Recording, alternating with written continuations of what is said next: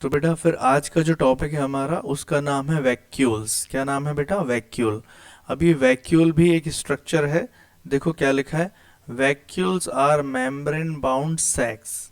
मतलब कि छोटे छोटे पाउच, छोटे छोटे पैकेट हैं जो कि आपको सेल के अंदर जो साइटोप्लाज्म है इसके अंदर आपको देखने को मिलेंगे। ठीक है, तो साइटोप्लाज्म में आपको क्या देखने को मिलेगा बेटा? वैक्यूल देखने को मिलेगा। And they are surrounded by a single membrane. बेटा इनकी जो है ना सिंगल मेम्ब्रेन होती है।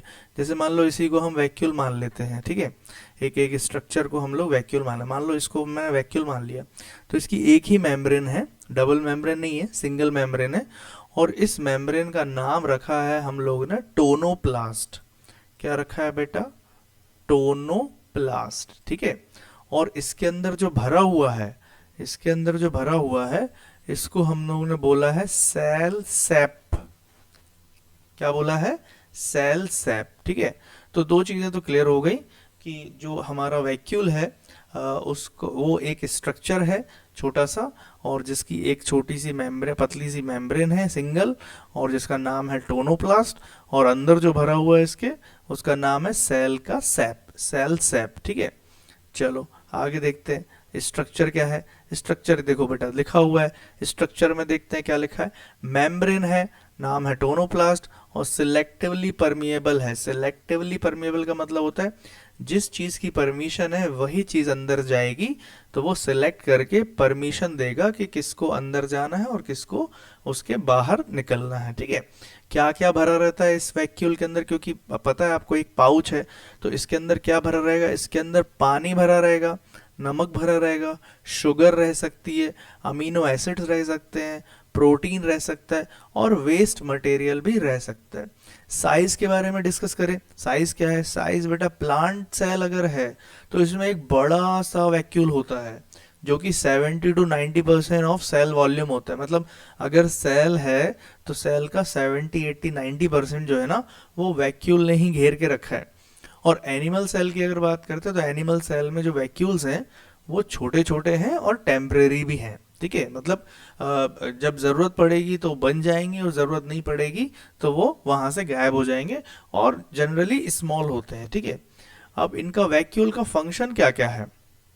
तो बेटा फंक्शन जो है वैक्यूल का वो है किसी भी चीज को स्टोर करना, और दूसरा फंक्शन है वेस्ट को डिस्पोज करना, और तीसरा फंक्शन है डाइजेस्ट करना। देखो स्टोरेज में अगर बात करें तो आपको बताया गया कि पानी स्टोर हो सकता है, food, sugar, amino acid, protein, ion, waste product, ये सब स्टोर हो सकते हैं।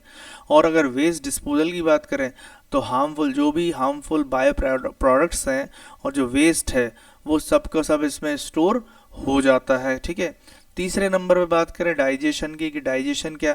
तो डाइजेशन में तो देखो कुछ यूनिसेलुलर ऑर्गेनिज्म होते हैं ना, जैसे अमीबा होता है, पैरामीशियम होता है, तो इनका जो वैक्यूल है वो इनका डाइजेशन और एक्सक्रेशन करने में हेल्प करता है। जैसे फॉर एग्जांपल अमीबा की एक सिंगल सेल है तो इसके अंदर जो वैक्यूल है इसी का काम है डाइजेस्ट करना, एक्सक्रेट करना, ये सब करना, ये सब इसी का काम होगा। ठीक है, तो अभी पॉइंट्स क्या क्या रिमेंबर करना है? पॉइंट्स ये रिमेंबर करना है, और फिर एक इमेज भी देख लेंगे हम लोग। पॉइंट्स हमारे ये हैं कि अगर प्लांट सेल है तो इसमें लार्ज और परमानेंट वैक्यूल होगा, बड़ा सा वैक्यूल। ये हमारी देखो प्लांट सेल है, इसमें देखो सबसे बड़ा सा ये दिख रहा है आपको, ये है वैक्यूल। ठीक है, ये है वैक्यूल। और अगर एनिमल सेल है तो एनिमल सेल जो है उसमें ना स्मॉल होता है। ये देखो ये एनिमल सेल है, इसमें एक छोटा सा एक आपको वैक्यूल दिख रहा है, और ये टेम्परेरी है, मतलब जब ज़रूरत पड़ेगी तो हो जाएगा, ज़रूरत नहीं पड़ेगी तो यहाँ से ये चला जाएगा, गायब हो जाएगा। ठीक है, और वैक्यूल अगर बात करें हम लोग प्रोकैरियोटिक में, प्रोकैरियोटिक मतलब वही बैक्टीरिया ये सब, तो उसमें या तो वो छोटा, बिल्कुल छोटा सा वैक्यूल रहेगा या फिर एब्सेंट रहेगा। ठीक है, तो आज के लिए इतना ही है। हम लोग डिस्कस ये कर रहे थे वैक्यूल के बारे में। और वैक्यूल बेटा दोनों सेल में अलग अलग साइज के हैं।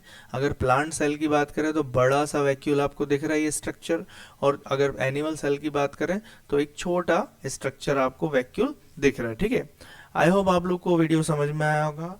इसको लाइक कर दीजिए और इसको शेयर कर दीजिए जिससे कि चैनल ग्रो करे और ज़्यादा से ज़्यादा वीडियो आपके लिए इंफॉर्मेशनल वीडियोस आ सकें। ठीक है, थैंक यू सो मच।